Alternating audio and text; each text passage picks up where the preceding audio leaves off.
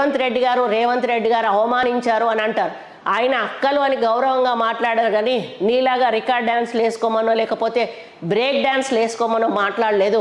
జరిగిన వాస్తవాన్ని ఆయన చెప్పడం జరిగింది తప్పితే ఏదో ఊహాభరితమైనటువంటి ఒక మాటను ఆ రోజు రేవంత్ రెడ్డి గారు మాట్లాడలేదు.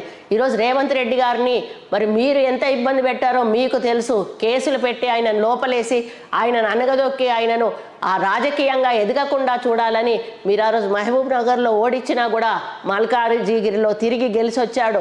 మళ్ళీ ఎన్నికల్లో ఆయన మరి మొత్తం స్టేట్ అంతా కూడా తిరిగి కాంగ్రెస్ పార్టీకి ఊతమిచ్చి ఈరోజు కాంగ్రెస్ పార్టీని ఒంటి చేత్తో అధికారంలోకి తీసుకొచ్చారు. రాహుల్ గాంధీ, ప్రియాంక గాంధీ, సోనియా గాంధీ గారి నాయకత్వంలో అనేది నువ్వు మర్చిపోతా ఉన్నావు.